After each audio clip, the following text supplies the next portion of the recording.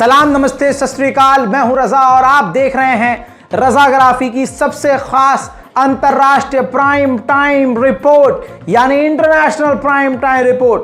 आपको बता दूं कि अमेरिका ने यानी अंधभक्तों के नाजायज बाप ने भारत को जोरदार तमाचा जड़ दिया है, जोरदार ये झटका है। और इस खबर को कोई भी गोदी मीडिया बता नहीं रहा, ना उनकी औकात है बताने की, लेकिन अभी रजाग्राफी जिंदा है और आपको बता रहा है सबसे बड़ा अपडेट। दोस्तों, पन्नू को मारने का प्रयास भारतीय एजेंसी के द्वारा किया गया। अमेरिका ने यह आरोप भारत पर लगाया। पन्नू, जिसके पास अमेरिकी और कनाडा की दोनों जगह की नागरिकता है, इसलिए अमेरिका ने उसको अपना मानते हुए इन्वेस्टिगेशन लॉन्च किया है। अब आपको ये सब कुछ पता है। नया ये है कि भारत को तगड़ा झटका पन्नू खालिस्तानी आतंकवादी संगठन के सरगना नेता की वजह से ये लग गया कि सीधा पन्नू भारतीय नेवी, भारतीय आर्मी, भारतीय डिफेंस मिनिस्ट्री के लिए बड़ा झटका साबित हो रहा है। आपकी स्क्रीन पर, फुल स्क्रीन पर इस रिपोर्ट को रखना चाहूंगा ताकि ये पता चले कि ये खबर जेन्युइन है और अंधभक्त इससे मुंह न छुपा सकें। दोस्तों, अमेरिका ने भारत को ड्रोन देने से इनकार कर दिया है, रोक दी है। 2023 में ही भारत के महाशक्तिमान माननीय तेजस्वी दामोदर मोदी जी पहुंचे थे और उन्होंने खूब रौला जमाया। भारत जो है उससे डील करके आया है, मोदी जी डील करके आए हैं और भारत को MQ-9 जो है रीपर ड्रोन देगा। 15 ड्रोन भारत को देगा, जो कि भारतीय नेवी को दिया जाएगा। साथ ही 15 सी गार्डियन ड्रोन के अलावा बताया गया कि स्काई गार्डियन ड्रोन भी दिया जाएगा। इसके अलावा क्या गया था कि 6 बोइंग P-81 लॉन्ग रेंज की मरीन पेट्रोल एयरक्राफ्ट दिया जाएगा और 12 P-8I Poseidon aircraft Indian navy के लिए प्रोवाइड करेगा। इसके अलावा छोटे मोटे और भी हथियार की डील मोदी जी करके आए थे, लेकिन पन्नू की इन्वेस्टिगेशन के चलते अमेरिका ने डील को पॉज कर दिया है और भारत सरकार को कह दिया है स्टॉप ना, चलो 56 इंच वाले हो गए, किनारे निकलो, चलो। जी हां, भारतीय नेवी को खतरनाक ड्रोन मिलने वाला था। अमेरिका ने कह दिया कि जब तक इस इन्वेस्टिगेशन को कंप्लीट नहीं कर लिया जाता, जिसमें भारत पर बड़ा इल्जाम है, तब तक हम कोई भी हथियार और इस तरह के ड्रोन भारत को नहीं देंगे। अब सवाल यह है कि गोदी मीडिया अपने मुंह में गधे का गू फंसाकर खामोश क्यों है? वो सुधीर तिहारी, लपर झांडस खामोश, अंजना ओम मोदी से लेकर तमाम पत्रकार खामोश। असल में वो पत्रकार नहीं, बीजेपी के दलाल हैं। वहीं अगली बड़ी खबर यह है कि छत्तीसगढ़ में नक्सलियों ने भारतीय सेना पर हमला करके भारतीय सेना के 3 जवानों को शहीद कर दिया। ईरान के एक जहाज को भारतीय नेवी बचा कर लाया, जिस पर ईरानी और पाकिस्तान के खासकर 19 मछुआरे मौजूद थे। पाकिस्तान ने जानबूझकर भारत को न थैंक यू बोला, न ऑफिशियली कोई स्टेटमेंट जारी किया। भारत भी यहां पर खेल गया। भारत ने फिर उन पाकिस्तानी मछुआरों का वीडियो जारी कर दिया, जिससे पूरी दुनिया में पाकिस्तान की किरकिरी हो गई कि भाई, भले ही तुम्हारा दुश्मन है भारत और तुम उसको अपना सबसे बड़ा दुश्मन मानते हो, लेकिन अगर कुछ अच्छा किया है तो कम से कम शुक्रिया अदा तो कर सकते थे। ये देखिए ये वीडियो जो भारत ने जारी किया है।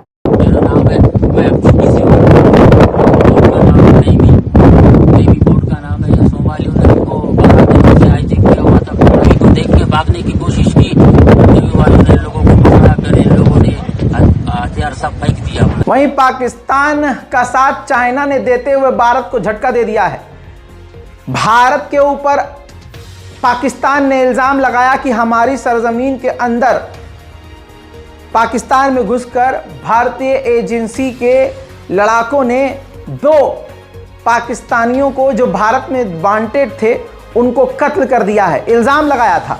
जैसा इल्ज़ाम कनाडा और अमेरिका ने भारत पर लगाया, ऐसा ही इल्ज़ाम पाकिस्तान ने भारत पर लगाया और इस इल्ज़ाम पर चाइना ने पाकिस्तान का साथ दे दिया। उधर आखिरकार मालदीव पहुंच चुका है चीन का जासूसी समुद्री विमान, जहाज पहुंच चुका है और ये खुद एक अपने में ही भारत के लिए तगड़ा झटका है। यहां हम सोच रहे थे हमारे शेर ने मालदीव को बहा दिया है अपनी 56 इंच की बाढ़ में, लेकिन उल्टा खेल पड़ता नजर आ रहा है। मेरे दोस्तों, मालदीव हमेशा भारत से मेडिकल एवैक्यूएशन हेल्प मांगता था, यानी मेडिकल का जब किसी की प्रॉब्लम होती थी, मेडिकल हेल्प लेनी होती थी तो भारत से मदद मांगता था। लेकिन पहली बार भारत को छोड़कर श्रीलंका से मदद मालदीव ने मानी और उसी श्रीलंका ने, जो हमारा कर्जदार है, उसने मालदीव की एवैक्यूएशन के लिए, हेल्प के लिए हाँ भी कर दी है। म्यांमार खुद अपने मुंह से कह रहा है कि चाइना और पाकिस्तान ने मिलकर JF-17 जो फाइटर जेट बनाया है वो बेकार है, क्योंकि म्यांमार के पास पाकिस्तानी चीनी JF-17 कई सारे लड़ाकू विमान हैं, लेकिन वो कूड़ा पड़े हुए हैं, खराब पड़े हुए हैं और उनको रिपेयर भी नहीं किया जा रहा है, जिसकी वजह से Q5 नाम के पुरानी ज़माने की टेक्नोलॉजी का बना हुआ फाइटर जेट म्यांमार की सेना इस्तेमाल कर रही है बमबारी करने के लिए। उधर मलेशिया के नए राजा ने शपथ ले ली है। तस्वीर में देख लीजिए, मलेशिया के ये नए राजा हैं और आपको बता दूं कि इनका नाम सुल्तान इब्राहिम इब्ने अल मरहूम सुल्तान इस्कंदर है। बड़ी बात यह है कि इनके पास 47 लाख करोड़ की संपत्ति है, 300 लग्जरी कारें हैं और ख़ास बात यह कि इनका बेटा भारतीय सेना में कैप्टन रह चुका है। वहीं किम जोंग उन उस जगह पहुंचे, नॉर्थ कोरिया के तानाशाह, जहां पर उनके MiG-29 फाइटर जेट उड़ान भर रहे थे।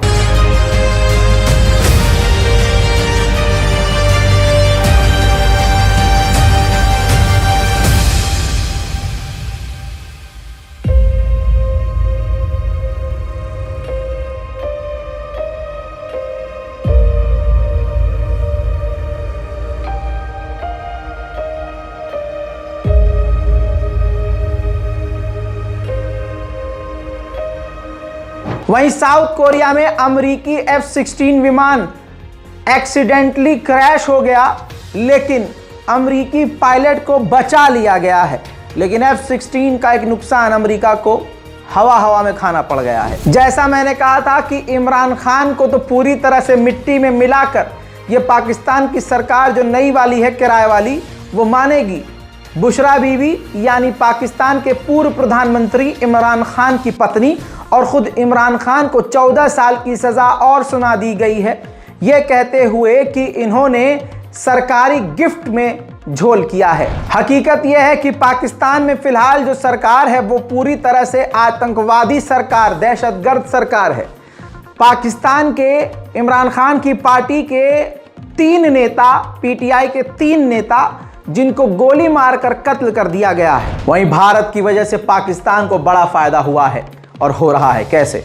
भारत ने ये फैसला किया है कि किसी भी देश को वो चावल एक्सपोर्ट नहीं करेगा। भारत ने ये फैसला किया, जिसकी वजह से जो देश भारत से चावल लेते थे अब वो पाकिस्तान से ले रहे हैं, जिसमें पाकिस्तान अच्छा खासा मुनाफा कमा रहा है। अगली खबर है साउथ अफ्रीका से। साउथ अफ्रीका के केप टाउन में जंगल की आग भड़क गई है।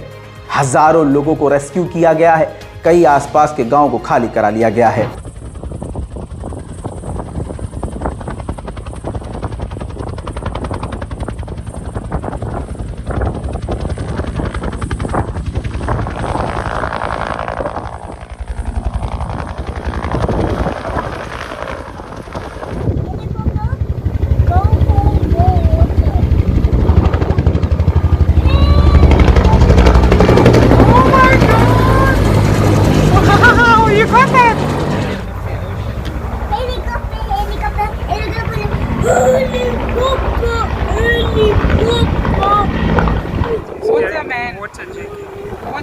खास खबर एक और जो मैं आपको रोज़ दिखा रहा हूं कि फ्रांस में किसान आंदोलन चल रहा है।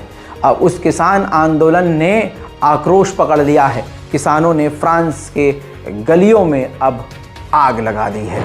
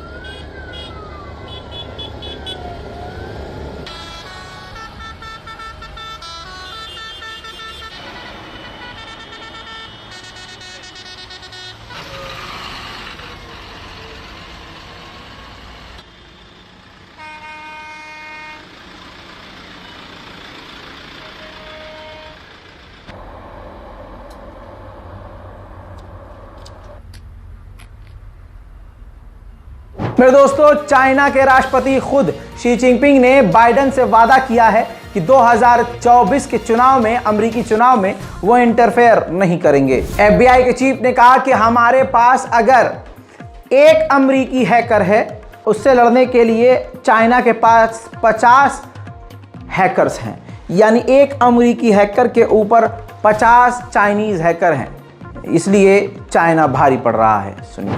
What we're up against, the PRC has a bigger hacking program than that of every major nation combined. In fact, if you took every single one of the FBI's cyber agents and intelligence analysts and focused them exclusively on the China threat, China's hackers would still outnumber FBI cyber personnel by at least 50 to 1. वहीं NATO ने Putin के खिलाफ बयान देते हुए कहा कि अगर व्लादिमीर पुतिन यूक्रेन की जंग जीत गए तो दुनिया और खतरनाक हो जाएगी। उधर मेरे दोस्तों, रशिया ने 20 मिसाइलों को रोका है, जो मिसाइलें यूक्रेन की तरफ से क्रीमिया पर आ रही थी। मेरे दोस्तों, कहा जा रहा है कि यूक्रेन और रशिया ने 400 कैदियों की अदला बदली की है।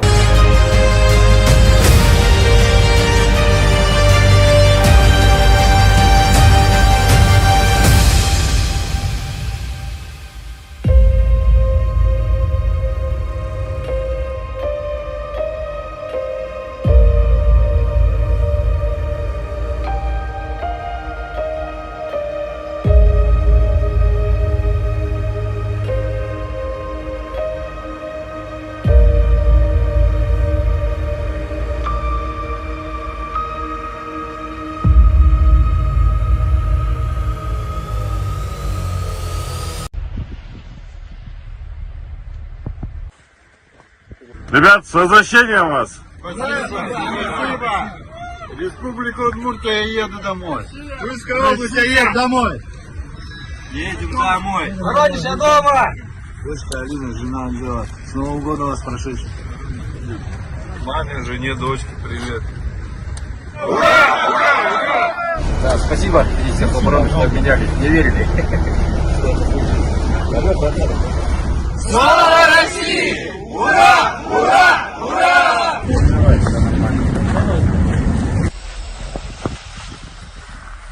व्लादिमीर पुतिन ने जानकारी दी है, हमारा जो जहाज मारकर गिराया है बेलगरोड के इलाके पर, यूक्रेन ने मारकर गिराया, और उसमें यूक्रेन के ही कैदी थे जिसको हम लेकर जा रहे थे अदला बदली के लिए, कैदियों की अदला बदली के लिए।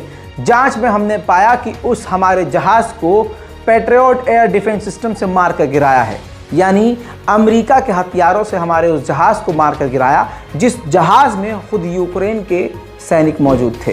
खबर एक और बड़ी चल रही है कि इसी महीने व्लादिमीर पुतिन नाटो के देश तुर्की पहुंच सकते हैं। सवाल यह है कि क्या नाटो के देश में शामिल होने की वजह से, नाटो का मेंबर होने की वजह से, क्या तुर्की व्लादिमीर पुतिन को गिरफ्तार करेगा? उधर अमेरिका और जर्मनी का खुद का राज खुल गया है कि अमेरिका और जर्मनी खुद यूक्रेन को रोक रहे हैं कि ये नाटो में शामिल न हो सके। भारत ने रशिया से दूरी बनाई तो रशिया को थोड़ा सा इनसिक्योरिटी फील हुई, तो भारत के ही पक्ष में बयान रूस ने जारी किया। कहा, भारत हमारा दोस्त है, हम मेक इन इंडिया को सपोर्ट करते हैं, जो भारत खुद के देश के अंदर हथियार बना रहा है, बाकी भारत हमसे हथियार लेना कम नहीं कर रहा है, हमारे रिश्ते पुराने और मजबूत हैं। उधर चाइना के सेनापति ने रूसी सेनापति से वीडियो कॉन्फ्रेंस के जरिए मीटिंग करी। चाइना ने बड़ा बयान दे दिया। चाइना ने कहा कि यूक्रेन और रूस के मैटर में हम रूस को सपोर्ट कर रहे हैं और अमेरिका पर हम दबाव बनाते रहेंगे। Насчет украинского вопроса, несмотря на то, что США и Европа продолжают давить китайскую сторону, также оборонительное сотрудничество между Китаем и Евросоюзом получил удар. Но мы не будем из-за этого изменять или отказываться от установленной политики. И они не должны и не будут помешать नॉर्मल कитайско-российское сотрудничество। उधर आईसीजे अंतर्राष्ट्रीय कोर्ट ऑफ जस्टिस के अंदर यूक्रेन को तगड़ा झटका लगा है। यूक्रेन ने रूस के खिलाफ आईसीजे में केस किया था कि रशिया आतंकवादी संगठनों को पैसा देकर उनको जंग में उतार रहा है।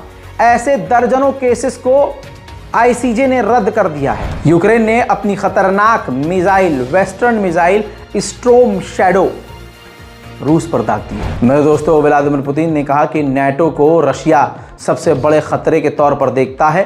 नाटो तेजी से फैल रहा है और वो हमारे करीब आ रहा है। उधर रशिया के डिफेंस मिनिस्टर ने अपने देश की कंपनियों को, डिफेंस कंपनियों को ऑर्डर दिए हैं कि तेजी से बिना रुके शेल्स और आर्टिलरी बनाओ, यानी तोप के गोले बनाते रहो। अंतर्राष्ट्रीय प्राइम टाइम रिपोर्ट में आज और अभी के लिए फिलहाल के लिए इतना ही।